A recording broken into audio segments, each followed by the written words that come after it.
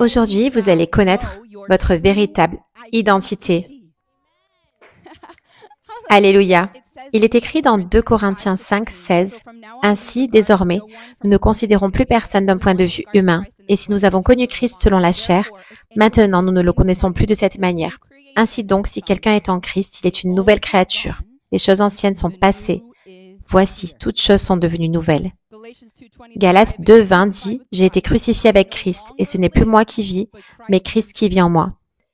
Et la vie que je vis maintenant dans la chair, je la vis dans la foi au Fils de Dieu qui m'a aimé et s'est livré lui-même pour moi. Je ne rejette pas la grâce de Dieu, car si la justice s'obtient par la loi, alors Christ est mort en vain. » Donc Jésus, par sa grâce, a ôté tous vos péchés, par ce qu'il a fait à la croix, par ce grand sacrifice qu'il a accompli. Il a ôté tous vos péchés. Lorsque vous lui donnez votre vie, ce qui se passe dans le monde spirituel, c'est que votre ancien moi, votre vie de péché, où vous étiez pécheur, votre vie où vous étiez mauvais, où vous n'aviez pas un bon cœur, tout cela est mort. Cela meurt, c'est crucifié avec Christ. Quand Jésus est allé dans la tombe, lorsque vous donnez votre vie à Jésus, vous êtes allé là avec Jésus dans cette tombe. Le vieux vous a complètement disparu. L'ancien vous, la manière dont vous vous identifiez, c'est fini. Votre nature pécheresse, votre tendance à pécher, votre tendance à penser des choses mauvaises et vouloir faire des choses mauvaises, c'est mort, c'est fini. Et comme Jésus est ressuscité de la tombe, vous êtes ressuscité avec lui, comme une nouvelle créature. Il est dit, les choses anciennes sont passées, toutes choses sont devenues nouvelles. Vous êtes devenu nouveau, une nouvelle créature, lorsque vous donnez votre vie à Jésus, avec une nouvelle identité. Votre ancienne identité est partie à 100%. 100% partie. Vous avez une nouvelle identité. Et aujourd'hui, vous allez connaître votre identité parce que beaucoup d'entre vous n'ont jamais même appris ce qu'est réellement votre identité en Christ. Beaucoup d'entre vous ont gardé une partie de votre ancienne identité avec vous. Mais tout cela est parti. Vous devez savoir ce qu'est votre nouvelle identité et vous devez permettre à Dieu de vous transformer en ce qu'il veut que vous soyez totalement dans votre manière d'être identifié. Amen. Merci Seigneur. Donc, numéro 1, votre identité est que vous êtes nouveau. Vous êtes une nouvelle créature et le passé est complètement révolu. Le vous du passé est parti. Numéro 2, il est écrit dans Jean 1, 11. « Mais à tous ceux qui l'ont reçu, à ceux qui croient en son nom, il a donné le droit de devenir enfants de Dieu, lesquels sont nés non du sang, ni de la volonté de la chair, ni de la volonté de l'homme, mais de Dieu. » Numéro 2, vous êtes un enfant de Dieu. Voilà votre véritable identité. Votre véritable identité n'est pas que vous êtes un enfant de Jean et Suzy, peu importe qui sont vos parents. Votre véritable identité, c'est que vous êtes un enfant de Dieu. Cela signifie que vous avez un père, peu importe si vous avez un père physique ou non, parce que votre véritable identité, c'est que vous êtes un enfant de Dieu. Si vous avez été adopté, si vos parents terrestres vous ont rejeté, cela ne fait pas de vous quelqu'un qui appartient moins à quelqu'un, au moins un enfant. Parce que votre véritable identité, c'est que vous êtes un enfant de Dieu. Voilà votre véritable identité. Les parents terrestres, c'est une chose terrestre. Mais votre identité éternelle, votre identité la plus vraie, c'est que vous êtes un enfant de Dieu. Et il est votre véritable Père, ce n'est pas un étranger. Ce n'est pas quelqu'un dont vous devez avoir peur. Il est votre Père. Vous êtes son enfant. Et il vous aime tellement. Comme un parent aime son enfant, mais un milliard, des milliards de fois plus. Il n'y a même pas de chiffre pour ça. On ne peut même pas le comprendre, c'est à ce point qu'il vous aime. Il vous aime comme si vous étiez son seul enfant dans le monde entier. C'est à ce point que son amour est grand pour vous. C'est à ce point que vous lui appartenez véritablement, lui appartenez vraiment. Amen. Et il est dit, dans Romains 8, 17, « Or, si nous sommes enfants, nous sommes aussi héritiers, héritiers de Dieu et co-héritiers de Christ. Si toutefois nous souffrons avec lui, afin d'être aussi glorifiés avec lui. » Donc, en tant qu'enfant, vous devez savoir ce qu'est cette identité. Je veux dire, en tant qu'enfant, cela veut dire que vous avez un héritage. Vous avez un héritage de la part de Dieu. Tout ce que Jésus a, vous l'avez. Waouh, c'est énorme. Vous avez toutes les ressources du ciel. Vous avez la guérison, la liberté, la vie abondante dans chaque domaine, abondance de paix, abondance de joie. C'est votre héritage en tant qu'enfant de Dieu. Vous êtes riche, vous êtes fortuné, vous êtes la personne la plus riche au monde. Nous le sommes. Nous sommes les plus riches. Les vraies richesses. Et nous devrions marcher comme ça. Je suis un enfant de Dieu. J'ai un héritage de la part de Dieu. J'ai tout le ciel. Les ressources du ciel. J'ai la vie en abondance. Il n'y a rien que je puisse désirer et il ne me manque rien. J'ai tout. Parce que je sais qui je suis. Je suis un enfant de Dieu. Vous savez comment les gens sur Terre agissent quand ils sont les enfants de personnes très riches ou très importantes? Vous savez comment ils agissent? Ils ont une allure, n'est-ce pas? Nous devons avoir cette allure, n'est-ce pas? Nous savons qui nous sommes. Nous savons ce que nous avons. Nous ne sommes pas des mendiants pauvres. Nous sommes des enfants de Dieu. Il n'y a pas de plus grand héritage que quelqu'un puisse avoir sur cette terre que ce que nous avons. Alléluia. D'accord, nous sommes nouveaux, nous sommes enfants de Dieu. Et numéro 3, nous sommes purs. Nous sommes la justice de Dieu. Il est dit dans 2 Corinthiens 5, 21, « Celui qui n'a pas connu le péché, il l'a fait devenir péché pour nous, afin qu'en lui, nous devenions justice de Dieu. » Justice de Dieu. Les définitions, si vous cherchez, la justice signifie pure, pureté de cœur, qualité, un état d'être moralement juste et justifiable et intègre. Dieu, parce qu'il nous a rendus nouveaux et parce qu'il a lavé tous nos péchés et que notre ancien moi pécheur est complètement disparu, à cause de cela, voilà pourquoi il peut nous appeler justice de Dieu. Voilà pourquoi il peut nous appeler purs. Parce que nous sommes nouveaux, nous sommes faits à son image. Le vrai nous, celui qu'il voit dans le royaume spirituel, c'est la justice de Dieu, c'est pur. La Bible dit que nous ne sommes plus esclaves du péché. Il est dit dans Romains 6, 6, « Nous savons que notre vieil homme a été crucifié avec lui, afin que le corps du péché fût réduit à l'impuissance, pour que nous ne soyons plus esclaves du péché. » Alors ce n'est pas juste de dire, nous sommes des pécheurs, nous sommes tous pécheurs. Nous ne sommes plus cela, ce n'est plus notre identité. Quand on dit qu'on est pécheur, cela signifie que c'est ton identité. Cela signifie, c'est littéralement dire que tu vis ta vie en péchant continuellement. Non. Nous avons le Saint-Esprit en nous. Et il est en train de nous transformer à son image. C'est cela que signifie, nous ne sommes plus esclaves du péché. Nous étions pécheurs avant parce que nous étions esclaves du péché. Cela nous contrôlait. Nous étions dans l'esclavage avant. Nous avions des démons qui nous contrôlaient avant. Mais maintenant, par l'héritage de Christ, qui nous offre dans cette nouveauté qu'il a faite de nous, nous ne sommes plus esclaves du péché. Plus esclaves, nous ne sommes plus pécheurs. Ce n'est plus notre identité. Donc c'est ainsi qu'il nous voit réellement, comme la justice, pure, plus esclave. Tu dois te voir ainsi, sinon tu vas continuer à vivre selon ton ancienne identité, vivant un mensonge. Et tu ne pourras pas être transformé en celui ou celle que Dieu veut que tu sois. Il est écrit dans 2 Corinthiens 3, 18, dans la traduction Passion Translation.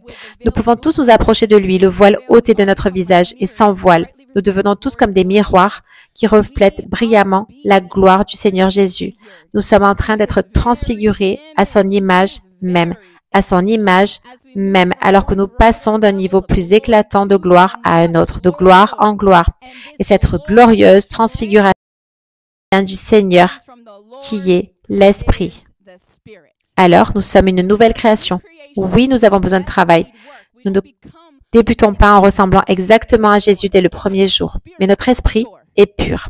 Notre âme a besoin de travail, mais notre esprit est pur. Et le vrai toi, c'est ton esprit. Pas ton âme, pas ta chair, ton esprit. C'est pourquoi Dieu te regarde et dit, tu es pur, tu es la justice de Dieu. C'est qui tu es vraiment. Tu dois te voir ainsi. Tu ne dois pas te voir selon les parties de toi qui ont besoin de travail, l'âme. Tu dois te voir comme je suis la justice de Dieu, je suis pure. Et je veux que ce que mon esprit est soit tout de moi. Je veux être transformé complètement à l'image de Dieu.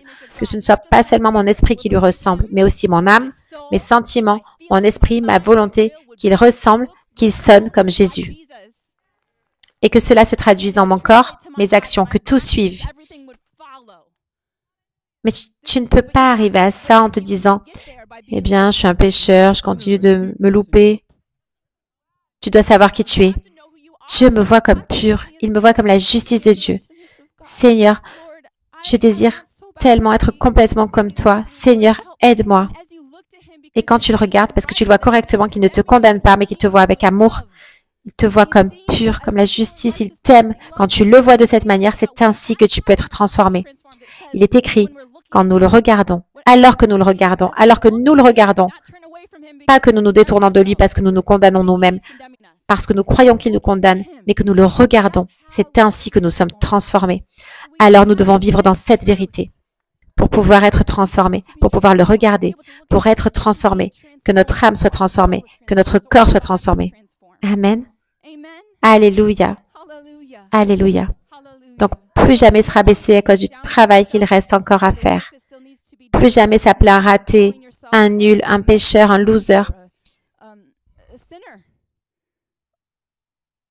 Mais se voir tel que Dieu te voit, pur, juste. Et je suis en train d'être transformé. Tu as le Saint-Esprit pour t'aider. Et cela suffit. Il suffit. Quand tu regardes à ta propre force, tu ne peux pas y arriver. Mais tu l'as, lui, pour t'aider. Alors, tu dois avoir cette foi. Je suis en train d'être transformé à l'image de Dieu. Absolument. Je le suis. Parce que le Seigneur m'aide. C'est Dieu qui fait tout. Avec mon obéissance. Amen. D'accord. Ensuite, une partie de ton identité, c'est que nous sommes royaux. Nous sommes la royauté. Tu es la royauté. Il est écrit dans 1 Pierre 2, 9, vous au contraire, vous êtes une race élue, un sacerdoce royal, une nation sainte, un peuple acquis afin d'annoncer les vertus de celui qui vous a appelé des ténèbres à sa merveilleuse lumière. Vous êtes une race élue, un sacerdoce royal. On n'a même pas besoin de ce verset pour savoir qu'on est royaux en réalité, parce que devine qui est notre Père. Le roi. Le roi des rois. Le roi des rois est ton Père. Donc ça fait de toi quoi? De la royauté. Des princes, des princesses, des reines, des rois. Mais lui, il est le roi des rois. Mais tu es l'enfant du roi. Tu es de la royauté. De la vraie royauté. Une royauté plus vraie, bien plus élevée que les reines et rois de ce monde. Il y a de vrais rois dans ce monde, comme en Angleterre. Il y a un roi. Tu es plus royal que ça, bien plus, dans le monde spirituel, qui est bien plus réel que le physique. Amen. Encore une fois, quand la royauté sur terre sait qui elle marche avec une allure, n'est-ce pas? Nous devons marcher comme des rois. Nous devons savoir qui nous sommes. Je ne parle pas juste de la façon de marcher physiquement, mais ça se traduit même jusque-là. Parce que ce qu'un homme ou une femme pense, ainsi il ou elle est. Donc tu penses, je ne suis rien. Je ne vaux rien. Et tu commences à marcher comme ça. Alors oui, ça se traduit même physiquement. Tu dois commencer à penser qui tu es. Je suis royal. Je suis vraiment royal.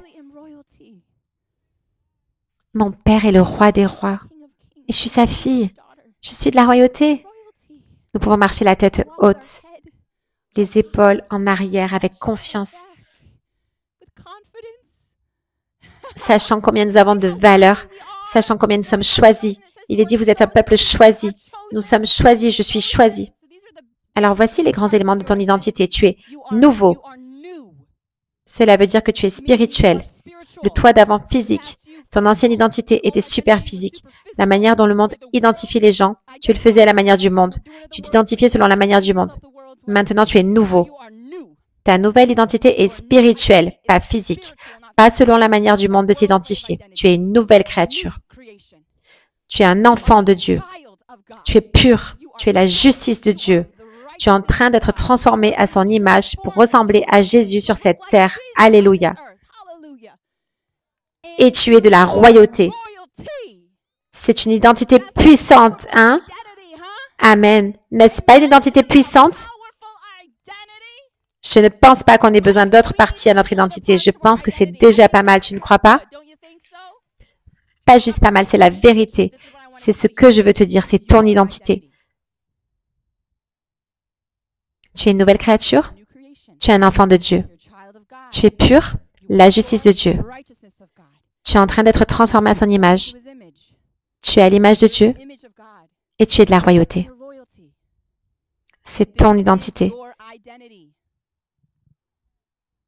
Tu n'as pas besoin d'autre chose pour t'identifier. Le monde a sa manière de s'identifier. Certains parmi vous se sont identifiés à la manière du monde. Tu dois te débarrasser de cette ancienne identité parce qu'elle te retient. Certains parmi vous, elle vous retient. Certains parmi vous, elle vous empêche de marcher dans l'appel que Dieu a pour vous. Certains d'entre vous, cela vous maintient en esclavage. Certains d'entre vous, cela vous empêche de glorifier Jésus par votre vie. C'est quelque chose de très sérieux. J'ai un message sérieux aujourd'hui. Un message sérieux aujourd'hui. Nous allons nous débarrasser de nos anciennes identités aujourd'hui. Donc, je veux que vous compreniez ce que je viens de partager aujourd'hui. Laissez cela entrer en vous. Prenez des notes. C'est enregistré en direct, donc vous pouvez revenir en arrière. Prendre des notes. Laissez cela entrer en vous. C'est qui vous êtes. C'est votre identité, pas autre chose. À partir de là, c'est notre identité principale que chacun de nous a en tant qu'enfant de Dieu. Maintenant, à partir de là, il peut y avoir d'autres aspects que Dieu peut ajouter. Mais ceci, ce sont les parties fondamentales de l'identité de chacun d'entre nous. Des bébés jusqu'aux personnes âgées. Mâle ou femelle, c'est notre identité. Ensuite, Dieu peut ajouter davantage à notre identité. Dieu a aussi créé l'homme et la femme, mâle et femelle. Il a clairement fait deux sexes différents et il les a créés notamment pour peupler la terre. Il a dit à Adam et Ève d'aller et de peupler la terre, d'être féconds et de se multiplier. Maintenant, Paul dit que parfois certaines personnes ont un appel à rester célibataires sur cette terre, selon l'appel de Dieu. Mais pour beaucoup, Dieu veut que les gens se marient. C'est sa volonté qu'ils soient mariés et qu'ils peuplent la terre. Alléluia. Donc Dieu a créé l'homme, Dieu a créé la femme, et donc il a fait que l'homme soit homme et que la femme soit femme. Il a fait que l'homme soit masculin et que la femme soit féminine. Et ainsi, comme il nous a fait, nous devons aussi être sensibles au Seigneur dans la manière dont il veut que nous nous représentions, que nous nous présentions en tant qu'hommes et en tant que femmes. Amen. Également, il peut y avoir des appels. Il y aura des appels que vous pouvez avoir dans votre vie. Par exemple, moi, je suis apôtre. C'est un appel que je sais que Dieu m'a donné, sans aucun doute. C'est mon but ici, sur terre. Et donc, cela fait désormais partie de mon identité qui a été ajoutée par Dieu. C'est que je suis une apôtre. Alléluia. Donc, il y a ces autres aspects qui seront ajoutés à votre identité. Mais c'est tout ce que je viens de mentionner. Et bien sûr, vous serez mère, vous serez père, cela fait aussi partie de votre identité. Si vous avez des enfants, mère spirituelle, père spirituel, mais c'est tout. Le monde a des millions d'autres identités. Et c'est ce dont nous allons parler aujourd'hui. Nous débarrasser de toutes ces autres identités que le monde a mis sur vous, ou que vous vous êtes mis vous-même, parce que nous avons vécu dans le monde et nous avons agi comme le monde, bien souvent, sans être spirituellement attentifs. Donc, ce que je viens de partager avec vous, c'est votre identité, pas votre statut financier, pas la couleur de votre peau, pas d'où vous venez, pas où vous êtes né, pas où vous vivez, ni ce que les autres disent de vous, pas les vêtements que vous aimez porter, pas votre style vestimentaire. Rien de tout cela n'est votre identité. Votre identité, c'est vous êtes un enfant de Dieu. Vous êtes de la royauté, vous êtes pur, vous êtes la justice de Dieu, vous êtes une nouvelle création. Alléluia. Mais la manière du monde, comme dans le monde a sa façon d'identifier, de poser des identités sur les gens, sur eux-mêmes. Et cela ressemble à ça. Les gens vont s'identifier selon leurs préférences, leurs désirs, leurs dons, leurs talents, les aspects dans lesquels ils sont uniques. Ils vont s'identifier parce qu'ils veulent appartenir à un groupe de personnes, se sentir intégrés quelque part, être acceptés, être compris. Ils vont s'identifier d'une certaine façon pour se sentir confiants et ils s'identifient selon leurs ressentis.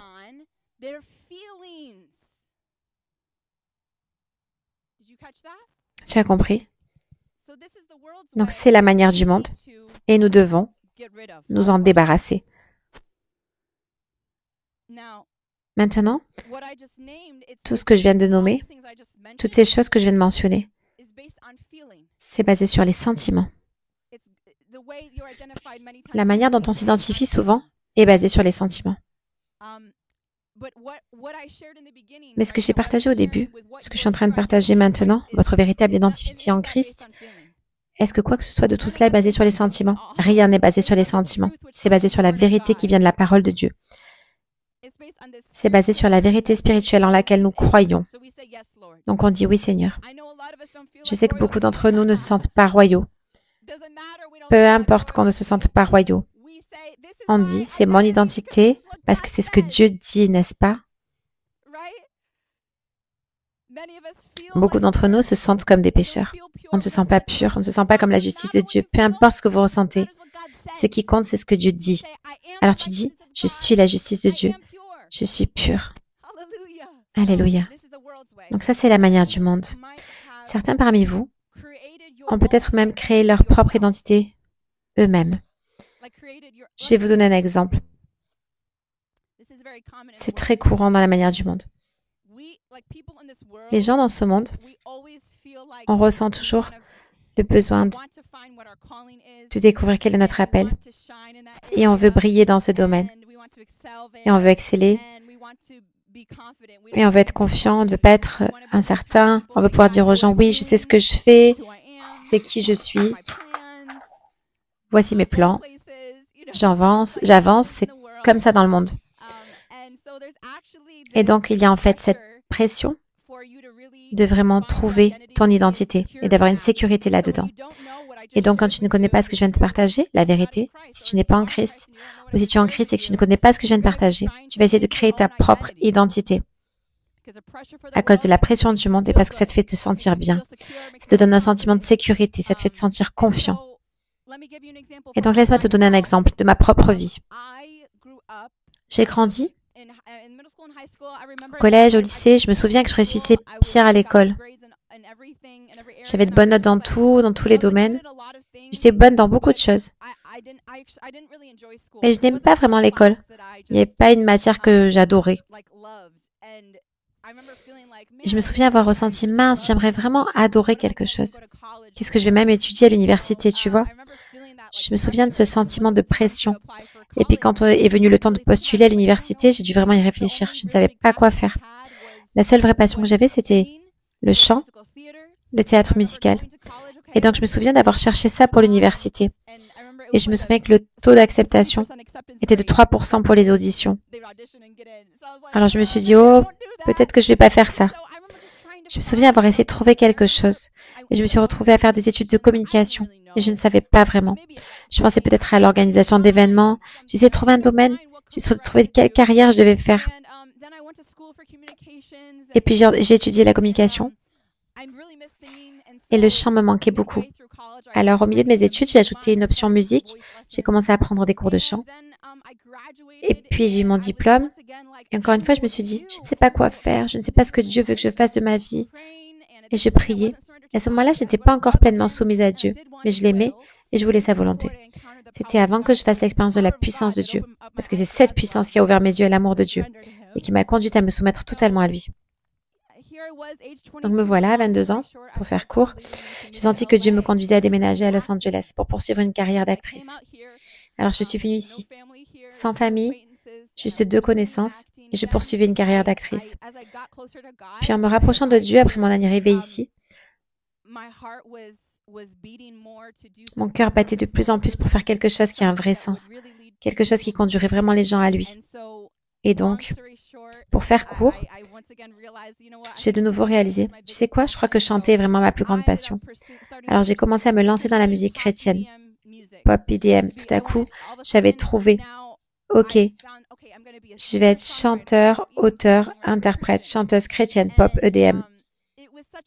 C'était un très long chemin depuis le lycée jusque-là. J'avais étudié la communication en pensant devenir organisatrice d'événements. J'étais stagiaire dans une entreprise de wedding planner, puis j'ai eu mon diplôme. Je travaillais dans un restaurant. Je suis venue ici, je voulais être actrice. Et maintenant, musique. Et je pensais avoir enfin trouvé. C'était ce qui me passionnait le plus, ce qui m'enthousiasmait le plus. Et tout se passait très bien. J'ai sorti des singles et des clips vidéo, et ça marchait très bien. La production était vraiment excellente. Beaucoup de ma famille et de mes amis disaient « Waouh, c'est incroyable ce que tu fais, tu vas y arriver ». Je recevais des encouragements et du soutien de connaissances de ma famille, des amis, comme je n'en avais jamais reçu dans ma vie. Et donc je me disais « Enfin, j'ai trouvé ». Et je pensais avec certitude que c'était l'appel de Dieu pour ma vie. Et j'ai remarqué que je commençais à m'identifier à cela. Tu sais, je suis chanteuse chrétienne. C'est qui je suis chanteuse chrétienne. Voilà mon identité, n'est-ce pas? Et puis un jour, j'ai rencontré la puissance de Dieu. Mes yeux se sont ouverts à son amour incroyable. Je me suis totalement soumise et j'ai dit, Seigneur, tu peux avoir toute ma vie. Pour la première fois, je te donne tout. Je te donne mes rêves, mes plans, ma volonté. Je te donne même mes rêves de chant. Tout, je te les donne. Et tu peux les changer complètement, mes plans, si tu veux. Tu peux, et je l'ai fait. 9 mois plus tard, Dieu l'a fait. 9 mois plus tard, je suis allée à une conférence, un prophète y prêchait. Il a prophétisé sur moi et m'a dit que j'étais en fait appelée à être une apôtre de Jésus-Christ, que j'étais appelée à toucher les nations et que Dieu ferait beaucoup de miracles à travers moi. Et j'ai reçu cette parole et je me souviens avoir été « Quoi? Mais je suis chanteuse? Quoi? Un apôtre? Quoi? Je suis chanteuse. » Comme cette identité de chanteuse, elle était en moi. Et maintenant, cette nouvelle partie d'identité que Dieu voulait me donner, je ne la ressentais pas du tout. Ce n'était pas moi. Je ne suis pas une prédicatrice. Parler en public, c'est ma plus grande peur, ma plus grande faiblesse. Et je n'avais aucun désir de prêcher. Je regardais des prédicateurs. J'adorais écouter des prédicateurs, mais pas une seule fois, je me suis dit, tiens, je me demande si je pourrais faire ça. Ou peut-être comme j'aime tellement Dieu, je devrais prêcher. Jamais je n'ai pensé ça. Pas une seule fois. Je n'en rêvais pas, rien. OK? Mais j'entendais cela. Et à ce moment-là, c'était la voix de Dieu qui disait, voici qui je t'ai appelé à être. Et je ne le ressentais pas. Il n'y avait aucune émotion. Je me sens un apôtre à ce moment, zéro émotion. C'était entièrement Dieu qui disait, voici ce que je t'ai appelé à être. Et dans la manière du monde, ton identité est tellement basée sur les émotions. Donc c'est complètement l'opposé de la façon du monde. Et dans la manière du monde, ce sujet de l'identité, on ne pense pas forcément que c'est très mondain. On a tendance à penser que c'est juste normal, la manière dont on s'identifie dans ce monde. Il y a tellement de chrétiens qui s'identifient à la manière du monde, juste parce que ça ne semble pas être un péché. Mais c'est en fait très mondain, ce n'est pas spirituel. Donc j'ai accepté l'appel à être apôtre parce que je voulais juste obéir à Dieu. Je voulais juste être dans sa volonté plus que tout. Et merci Seigneur, je connaissais suffisamment la parole de Dieu pour savoir, voilà comment il agit, voilà ce qu'il a fait avec Marie, voilà ce qu'il a fait avec Moïse. Il dit simplement, fais ceci pour moi. Les gens ont leur propre plan. Ils disent, ok, je vais t'obéir, je ne m'y attendais pas, mais je vais t'obéir. Donc merci Seigneur, je connaissais la parole de Dieu. Dieu m'a rappelé Moïse et j'ai dit, oh, oui Seigneur, ok. Je ne sais pas comment ça va se passer. Et je me souviens m'être ressentie tellement mal à l'aise quand j'ai accepté cet appel. Et dans les mois suivants, je me souviens, tu es un apôtre. Ça me semblait étrange. Je me disais, ça ne me ressemble pas, je me sens chanteuse. Et je me souviens que je partageais mon témoignage sur les réseaux sociaux. Et tout ce soutien que j'avais de mes amis, ma famille, mes connaissances, il a disparu quasiment complètement. Et je pouvais sentir que tout le monde me trouvait bizarre. Et je pouvais sentir que tout le monde se disait, mais c'est quoi ce délire? Elle est devenue folle. Elle est chanteuse, elle est vraiment douée pour ça. Ses clips, ses singles, ils sont excellents. Elle n'est pas prédicatrice. Je n'ai jamais entendu parler une seule fois. Mais elle a un don pour chanter, donc ça n'a aucun sens. Elle est folle. Je suis presque sûre, les gens ne me l'ont pas dit directement, mais je suis quasiment sûre que beaucoup ont pensé ça de moi. ceux qui me connaissaient. Eux-mêmes m'avaient déjà mis une identité. Elle est chanteuse. C'est son plus grand don, c'est une chanteuse. C'est qui elle est? Prédicatrice, apôtre. Mais c'était la vraie identité que Dieu avait pour moi. Et moi, j'étais maintenant dans cet endroit inconfortable. Je me sentais confiante avant. Et j'aimais chanter. Et maintenant, j'étais là, recevant l'appel de Dieu. C'était avant même que l'Église ne commence. Mais dans cette période où j'avais reçu l'appel, avant même que l'Église commence, et même quand j'ai commencé à prêcher, quand on a commencé à faire des cultes, je me sentais pas comme un apôtre. Je me sentais comme une chanteuse, je ne me sentais pas du tout apôtre. Je sentais pas ça du tout, mais c'était ma véritable identité. Une partie de ma véritable identité. Mais cette parole que je vous partage est tellement importante. Parce que la manière du monde, c'est que ce que tu ressens être juste est le bon chemin. Où te sens-tu heureux? Alors c'est ce que tu dois faire. Tu aimes chanter plus que tout? Alors c'est forcément ça que tu dois faire. Ok. Et c'est ce que tu ressens que Dieu t'appelle à faire. Être apôtre, prêcher, essaye. Comment tu te sens? Si j'avais raisonné comme ça, je ne serais pas ici aujourd'hui. J'aurais abandonné la prédication depuis des années. Parce que je ne me suis pas sentie apôtre pendant très longtemps. Je ne me suis pas sentie apôtre pendant probablement des années. Probablement pas avant que le réveil commence à éclater. Ce qui était il y a environ 1 an et demi. Pendant probablement 3 ou 4 ans, je ne me suis pas sentie apôtre. Mais ce que je ressentais n'avait pas d'importance. Je me souviens que, assez tôt, Dieu voulait que je change mon nom sur Instagram. J'étais @Catherine Crick et Dieu voulait que je change en @Apostle Catherine Crick. Je me souviens avoir ressenti, oh, c'était tellement inconfortable. Je me sentais tellement bizarre de faire ça. Parce que j'avais l'impression que c'était pas moi, j'avais l'impression que c'était un mensonge, tu vois. Je me disais, ça ne me ressemble pas. Mais je devais croire. Voici qui Dieu dit que je suis, donc c'est qui je suis. Peu importe ce que je ressens.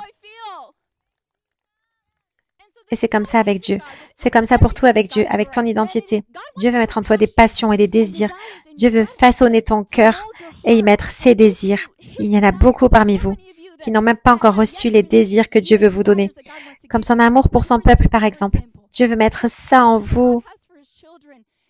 Encore plus fort que ce que vous avez maintenant.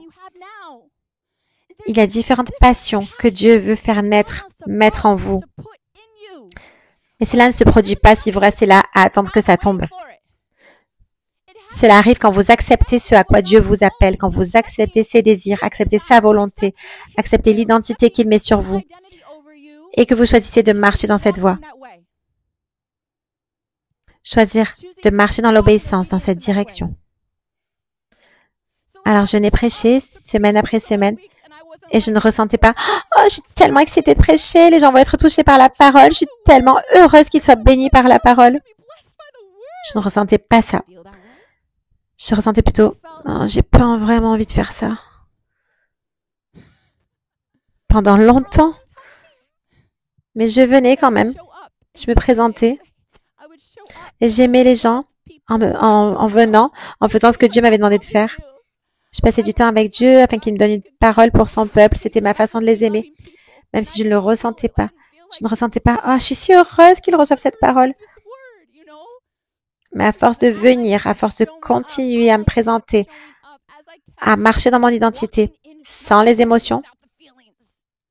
Bonjour, je suis l'apôtre Catherine. Je me sens pas comme ça. Bonjour, je suis l'apôtre Catherine. Et je fais les choses d'un apôtre. Je prêche, je prie pour les gens. Je ne ressens rien de tout ça. Mais je le fais. Dieu m'a appelé à cela. Et à force de venir, cela a donné à Dieu la permission de mettre ses mains dans mon cœur et de le façonner, de mettre en moi de nouveaux désirs, de nouvelles passions. Il a mis ses passions, ses désirs en moi. Et alors, j'ai commencé à me sentir comme un apôtre. J'ai commencé à ressentir tellement d'amour pour son peuple. J'ai commencé à me dire, waouh, j'ai cette révélation que si je prends la parole, si je partage la parole de Dieu, ça va bénir les gens et les toucher. Si je prie pour eux, Dieu peut passer à travers moi pour les guérir et les délivrer. Je veux qu'ils soient guéris, je veux qu'ils soient délivrés. Ce cœur, cette passion, a commencé à grandir en moi, avec le temps, pas immédiatement, pas du jour au lendemain, mais avec le temps. Alors maintenant, aujourd'hui, me voici. Et cela fait 6 ans, 6 ans depuis que j'ai reçu cette nouvelle partie de mon identité apôtre. Et je peux vous dire, je me sens comme un apôtre. Alléluia. Je sens que c'est mon identité et les choses que Dieu m'appelle à faire en tant qu'apôtre, prêcher, guérir les malades, chasser les démons, me sacrifier, me soumettre, abandonner ma vie, travailler dur pour lui. Toutes ces choses, j'ai envie de les faire. Je veux dire, pas toujours bien sûr, tu vois. Ce n'est pas une question de sentiment tout le temps, mais globalement, je ressens que c'est mon identité. Vous voyez, c'est une transformation incroyable que Dieu a faite en moi concernant mon identité. Mais ça ne s'est pas fait d'un claquement de doigts. Je me suis pas réveillée un jour en me disant, je me sens apôtre. Ça ne s'est pas passé comme ça. C'est arrivé quand j'ai tout abandonné, quand j'ai abandonné mon identité de chanteuse, mes passions de chanteuse. Et je peux te dire maintenant que J'aime toujours chanter et je suis tellement reconnaissante que Dieu me permette de chanter pendant les temps de louange et de créer de la musique de temps en temps. Nous avons 5F Worship, mais en vérité, je suis plus passionnée maintenant par le fait de prêcher, guérir les malades, chasser les démons, faire le travail d'un apôtre. Je suis vraiment plus passionnée par cela. Mais c'est quelque chose de surnaturel qui s'est produit quand je me suis soumise à Dieu, quand j'ai abandonné mes désirs, mes préférences, mes opinions, mon identité, mon ancienne identité. Donc certains d'entre vous, vous avez créé votre propre identité. Comme moi, j'ai créé ma propre identité, même avec la musique. Je me souviens, comme je vous l'ai dit, je me souviens avoir pensé, j'aimerais juste être médecin. Et je suis tellement douée en maths et en sciences. Je me souviens avoir pensé, j'aimerais que ce soit moi, tu vois. J'étais éparpillée partout, je n'avais pas vraiment une passion claire. Mais en réalité, c'était Dieu, donc c'était beau. Je n'étais pas encore abandonnée, mais il était déjà là. Je me souviens être venue ici pour faire du théâtre. Je me souviens être en cours de théâtre et tout le monde était tellement plus passionné que moi et ça me dérangeait. Je me disais, peut-être que ce n'est pas mon appel. Je ne sais pas ce qui va pas chez moi. Alors je me suis tournée vers la musique, mais même là, il semblait que les autres étaient plus passionnés par la composition et tout le reste. J'essayais de me forcer à être plus passionnée par la musique. J'essayais de me mettre cette identité sur moi-même. Je me souviens que quand j'ai cru que j'avais enfin trouvé ma voie, je me suis dit, oui, je crois que c'est enfin ça. Et je me souviens avoir décidé de m'y investir encore plus, essayer de me passionner davantage. Ce que j'essaie de vous dire, c'est que nous avons tendance à créer nos propres identités. Chanter, ce n'est pas mauvais, ce n'est pas quelque chose de mal. C'était du chant chrétien, ce n'est pas quelque chose de mal, mais ce n'était pas de Dieu. Cette identité que je m'étais mise sur moi-même ne venait pas de Dieu. C'était moi qui l'avais inventée. Parce que je pensais qu'il fallait que je découvre ce que je devais faire. Je voulais réussir, tu vois. Et je veux faire une différence dans le monde, je veux toucher les gens, être un instrument pour Dieu dans ce que je fais. Donc je dois trouver quelque chose, tu vois. Amen. Est-ce que quelqu'un se reconnaît? Oui, c'est la manière du monde. Donc on doit vraiment être très vigilant sur ce qu'on a fait avec notre identité. La manière dont on s'est mis une identité sur nous-mêmes. Alors, numéro 1, la manière du monde de se faire une identité, c'est de la créer soi-même. Comme l'exemple que je viens de vous donner dans ma vie. Mais deuxièmement, une autre manière dont le monde reçoit des identités, c'est à travers l'influence du diable. Le diable, je vous le dis, cherche à façonner l'identité des gens pour qu'elle ne glorifie pas Dieu, pour que les gens ne reçoivent pas la liberté, la guérison, ni la vie en abondance, afin de les entraîner dans sa voie et que lui reçoive la gloire. C'est ce que le diable cherche. Il est sournois et il veut façonner l'identité des gens. Donc nous devons être très vigilants à ne pas adopter l'influence du diable sur notre identité. Et je vais vous donner quelques exemples de comment cela peut arriver. Il y a tellement de puissance dans les paroles,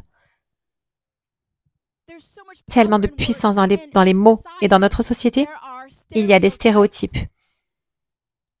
Une certaine couleur de peau implique un certain comportement ou un certain niveau de revenu, par exemple. Si quelqu'un a un certain style vestimentaire ou une certaine carrière on dit automatiquement qu'il est homosexuel ou autre chose. La société crée des groupes. Si tu es comme cela, alors tu es cela. Ça vient du diable. C'est le diable qui tente de façonner l'identité des gens, non pas selon Christ, mais selon ses propres plans. C'est une manière sournoise dont il a infiltré la société. Laissez-moi vous donner un exemple. Les personnes qui s'identifient comme homosexuelles, et là encore tu entends ce mot, s'identifier, c'est partout dans notre société. Tu t'identifies à quoi? Un enfant de Dieu, tu vois? C'est partout. Tu t'identifies à quoi? Même ça, c'est faux. Ça doit être, je suis un enfant de Dieu, par toutes ces autres choses. Mais les personnes qui s'identifient comme homosexuelles, j'ai entendu beaucoup de témoignages. Il semble que la plupart, je ne connais pas le pourcentage exact, mais il semble que la majorité d'entre elles ont vécu quelque chose de similaire,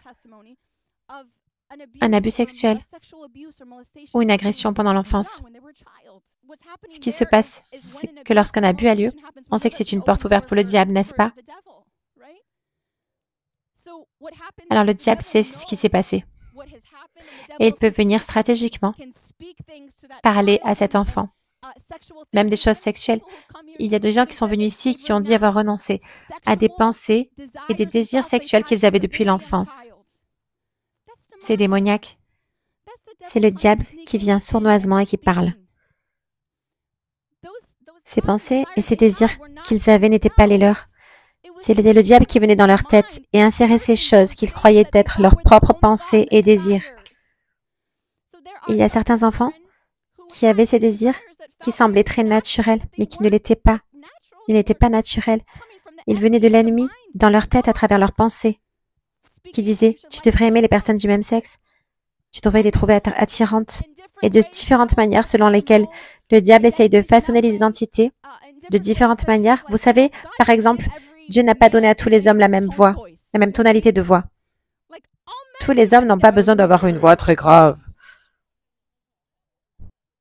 La société dit que si un homme a une voix un peu plus aiguë que ce qu'on considère normal, alors il est homosexuel. C'est le diable. Et aussi, qui a dit que si un homme a le talent de bien couper les cheveux, alors il est homosexuel? C'est le diable. Et je ne fais que vous donner quelques exemples. Mais ce qui se passe, c'est que le diable a mis cela dans la société. Si une personne est comme ceci, alors elle est cela. Et donc, même les jeunes enfants commencent à dire ces paroles sur les gens. Tu es homosexuel. Il déclare ces paroles sur les autres. Et tu sais qu'il y a de la puissance dans les paroles. Quand on prononce ça encore et encore sur un enfant, l'enfant va finir par croire que c'est vrai. Et en même temps, le diable sait ce qui a été déclaré. Il insère des pensées et des désirs dans la tête de l'enfant. Voilà comment ça fonctionne. Tout cela est lié au fait que le diable influence l'identité à travers les paroles des autres, à travers comment la société est et à travers le fait que les gens, enfants et adultes, ne savent pas que le diable agit sournoisement à travers les pensées. Tes pensées ne sont pas toutes les tiennes.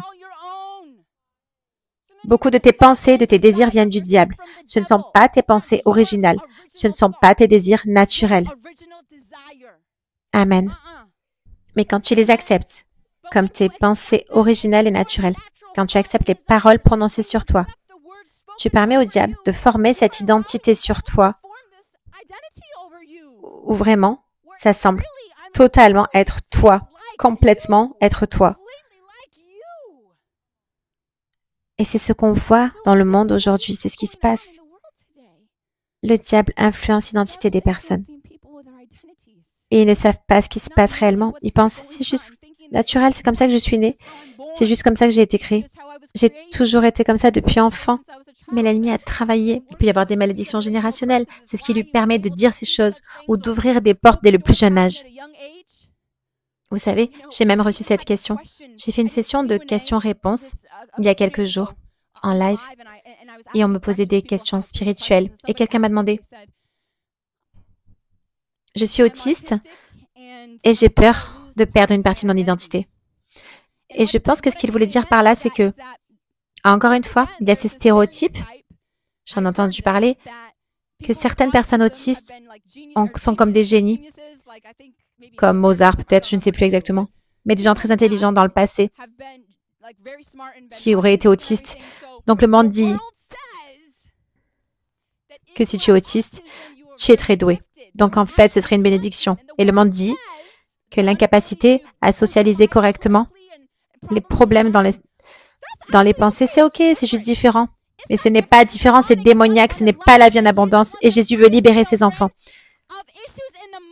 des troubles dans la tête, de l'incapacité à se concentrer, à penser clairement, à parler. Dieu veut libérer son peuple de tout cela. Mais regarde comme c'est démoniaque. Le diable a poussé les gens à accepter l'esclavage en l'appelant beau. Le génie, les dons, ça vient de Dieu. L'autisme, l'esprit derrière, l'incapacité à penser clairement, les troubles de concentration, les problèmes dans la tête, ça ne vient pas de Dieu. C'est une maladie, c'est démoniaque. Et Jésus veut en libérer ses enfants. Et Jésus le fait maintenant. Jésus a délivré tellement d'enfants de l'autisme. Il y a eu 5, 6, 7 témoignages d'enfants guéris, transformés en un mois à peine. Les témoignages continuent d'arriver. Et la foi grandit, la foi augmente, alléluia. Tu peux lire ces témoignages après le service, ils sont dans ma story. Je viens juste de les poster. Mais ce que j'ai posté dans la story m'a choqué. Je voulais te le lire maintenant parce que ça m'a choqué. Ça m'a émerveillé à propos de Jésus, à quel point il est puissant. Donc, j'ai partagé cette vidéo témoignage d'une femme dimanche dernier qui racontait comment son fils avait été guéri, transformé depuis qu'il rejoignait les lives. Et puis, à peine j'ai posté la vidéo qu'une femme a immédiatement commenté. Elle a dit, je suis allée à l'événement Revival is Now à Myrtle Beach il y a quelques semaines et j'ai conduit 6, 7, 8 heures et j'ai amené mon fils qui était autiste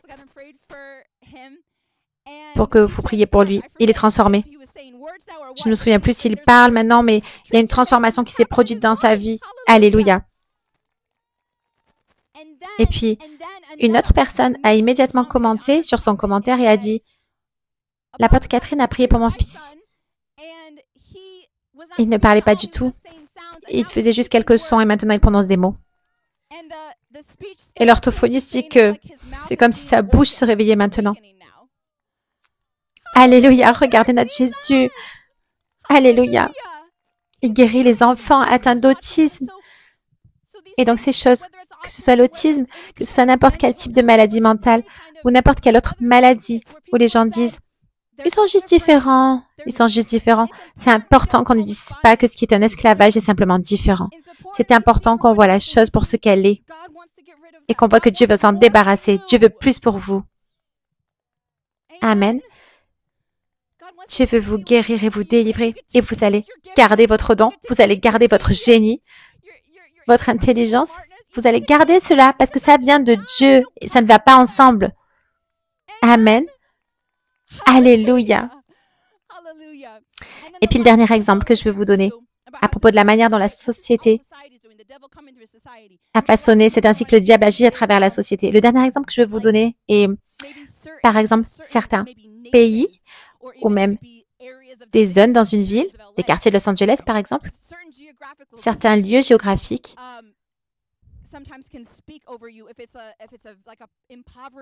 peuvent parfois dire quelque chose sur vous. Si c'est un pays dans la pauvreté, un pays du tiers-monde, il y a souvent une identité que la société a placée sur vous, que vous êtes pauvre, que vous resterez pauvre, que c'est votre vie.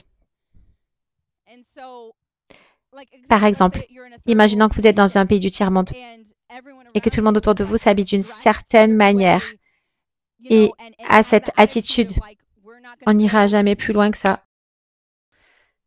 Toutes nos générations passées ont vécu dans la pauvreté, nous aussi, on sera pauvres. Et alors, les gens n'essaient même pas. Ils n'ont même pas d'espoir. On peut même le voir dans certains différents pays comme l'Amérique.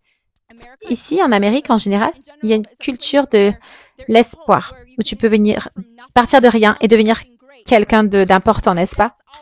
C'est présent dans tout le pays et ça a imprégné la société. Tu le vois avec les petites entreprises. Tu le vois dans le service client. Il y a un standard. Le service client ici, on te traite bien. On te sourit ici en Amérique. On te traite bien. C'est parce que les gens ici, ils veulent travailler dur. Ils croient que s'ils travaillent dur et avec excellence, ils avanceront. Ils ont de l'espoir, ils y croient. Et donc, ils travaillent dur. Ils vivent dans cette identité, n'est-ce pas? Si tu vas dans d'autres pays, comme j'ai été dans d'autres pays, par exemple en Afrique, tu peux littéralement ressentir cette identité qui a été mise sur eux. Tu peux sentir que certaines personnes ne font pas d'efforts. Tu peux sentir qu'il n'y a pas cet espoir, il n'y a pas cette attente, cette passion, ce zèle.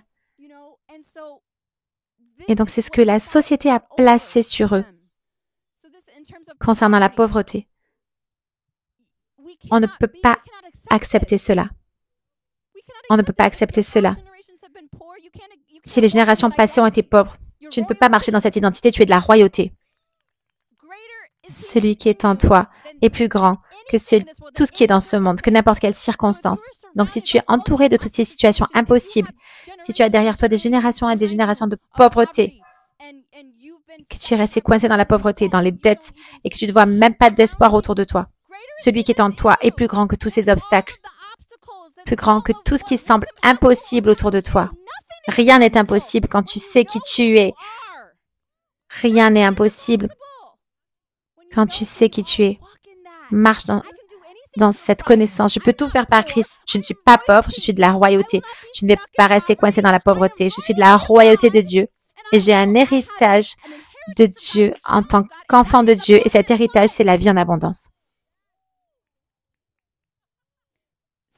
Donc, ce ne sont que quelques exemples que je viens de vous donner de comment le diable agit spécifiquement à travers la société pour essayer de vous identifier dans l'espoir que vous vous identifiez ainsi. Et tu vois, quand tu acceptes toutes ces choses, tu passes à côté de la vie en abondance de Dieu. Tu restes dans l'esclavage et Dieu ne reçoit pas la gloire. Ok, donc maintenant, ce que nous devons faire.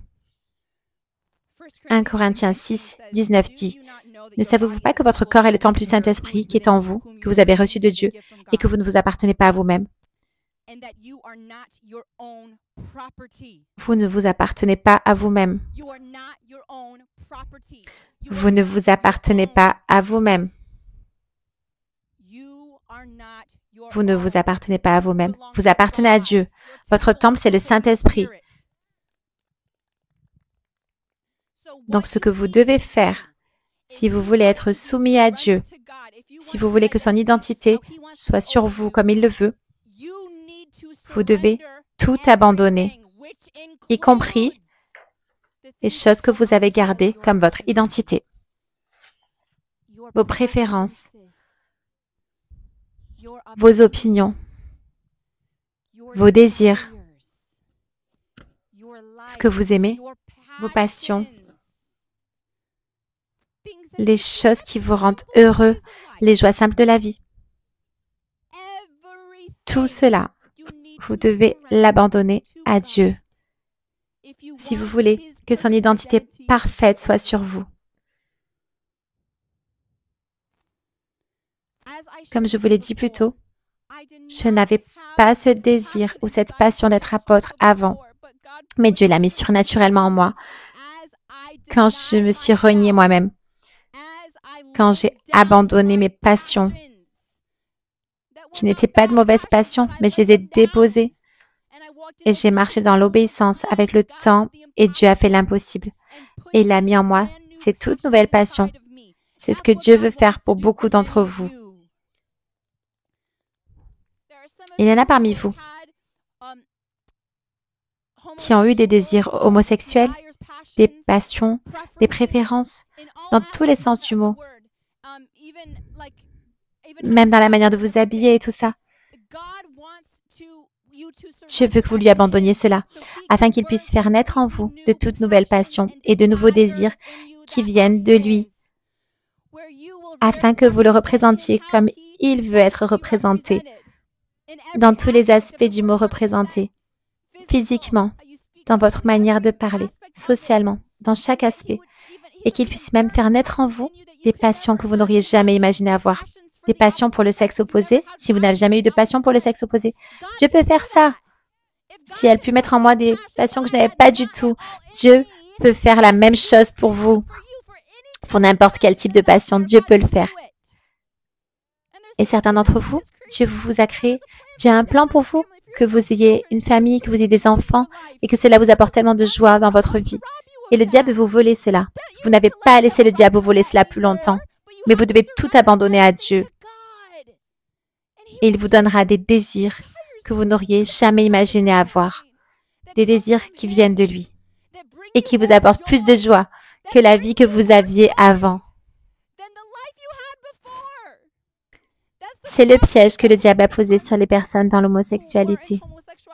Parce qu'elles se sentent heureuses là-dedans, elles se sentent elles-mêmes. Mais ce que Dieu a pour elles, l'identité qu'il a pour elles, les plans qu'il a pour elles, les passions et les désirs qu'il veut mettre en elles sont tellement plus grands, apporteront tellement plus de bonheur, de paix et de joie.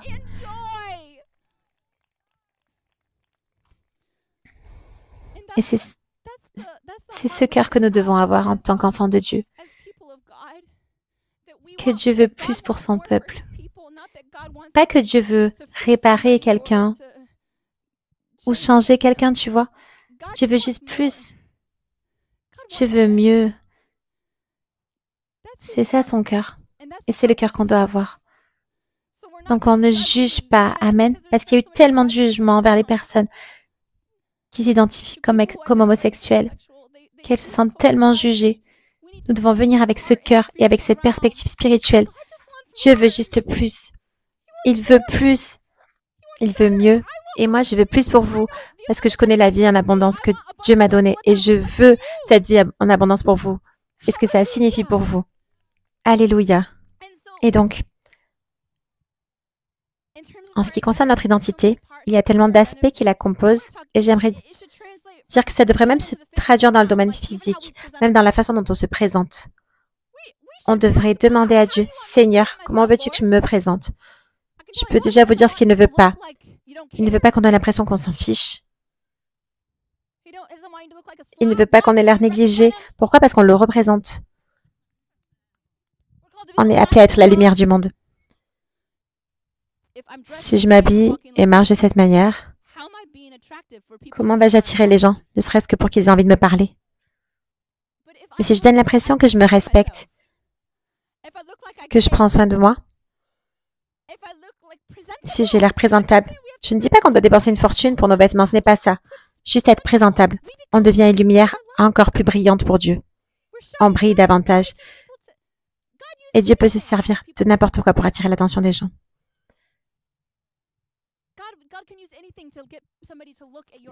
Dieu peut vraiment utiliser n'importe quoi pour amener quelqu'un à croiser votre regard et voir la lumière de Jésus briller dans vos yeux. Amen. Voilà ce que j'ai fait avec Dieu. Avant, je ne m'habillais pas comme aujourd'hui. Mais je me dis, Seigneur, je veux te représenter parfaitement. Je veux te représenter d'une manière qui te rende fière. Je veux avoir une allure royale. Je veux porter ce que toi, tu veux que je porte.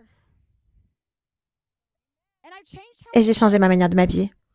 J'ai vraiment été intentionnelle là-dessus. Être plus professionnel. J'ai senti Dieu me dire, je veux que tu sois plus professionnel. Professionnel. Tu es ma royauté. Et en tant qu'enfant de Dieu, on doit aussi redéfinir ce que le monde pense du christianisme. Parce que le monde voit souvent le christianisme comme synonyme de pauvreté. Mais nous sommes de la royauté. Nous vivons dans l'abondance dans tous les domaines. Plus que suffisant. On a plus que ce qu'il faut au point de pouvoir bénir les autres. Pas quémander. Et à ce sujet aussi, Dieu m'a parlé. Je veux que tu te représentes de cette manière. Amen. Alléluia. Donc c'est ce qu'on doit faire dans tous les domaines de notre vie. Chaque passion, chaque désir que tu as. Si tu aimes la mode, peu importe, donne-la à Dieu. Demande-lui, Seigneur, comment veux-tu que je me présente? Et ça, c'est pur, c'était innocent. Quand on est un homme ou une femme, on devrait être masculin si on est un homme, féminine si on est une femme. Et parfois, ça ne paraît pas naturel du tout, mais on le remet entre les mains de Dieu parce qu'on veut le représenter de la manière qui lui plaît le plus. Alléluia. Ce que tu dois faire, c'est te détacher de certains titres auxquels tu t'es identifié mais qui te retiennent, comme homosexuel, autiste, infirme, paralysé, aveugle, sourd. Même si tu ne vois pas ou que tu es sourd, si tu répètes sans cesse, je suis une personne aveugle, je suis une personne aveugle, tu n'es pas en train de déclarer que Jésus peut te guérir. Tu es en train de dire le contraire. Il faut faire attention aux mots qu'on prononce sur nous-mêmes. Amen. Donc, si tu es là, que tu es autiste, arrête de dire « je suis autiste ». Arrête de le dire. Nous devons abandonner nos anciennes identités si on veut que Dieu dépose sa véritable identité sur nous. Amen. Il faut renoncer à tout cela. Aujourd'hui, on va renoncer à ces choses, aux paroles que tu as prononcées. Alléluia. Il faut se débarrasser de ces choses, premièrement. Deuxièmement, tu es peut-être comme moi il y a 5 ans. Tu pensais, ouais, ça c'est mon appel, être chanteur. Peut-être que c'est ton cas aujourd'hui, mais tu n'es peut-être pas complètement sûr que Dieu t'a vraiment dit cela. Il faut que tu abandonnes ça à Dieu. Je ne dis pas d'y renoncer, je dis de lui remettre. Abandonne-le à Dieu. C'est ce que j'ai fait. Et quand je l'ai fait, ça a littéralement donné à Dieu la permission de me rediriger. Tu dois donner à Dieu la permission de te rediriger s'il veut te rediriger. Alors donne-lui ça aujourd'hui. Certains parmi vous se sont vraiment identifiés à quelque chose sans que Dieu vous ait dit. C'est ce que je t'ai appelé à faire. Remets ça à Jésus et dis, Seigneur, je te le donne. Si tu veux me rediriger, si tu veux que je fasse quelque chose que je n'aimerais peut-être même pas au départ, je serai un peu comme, sérieusement, Seigneur? Eh bien, je le ferai. Je me rends, je m'abandonne, Seigneur. Je veux juste ta volonté parfaite, ton identité parfaite sur ma vie. Amen.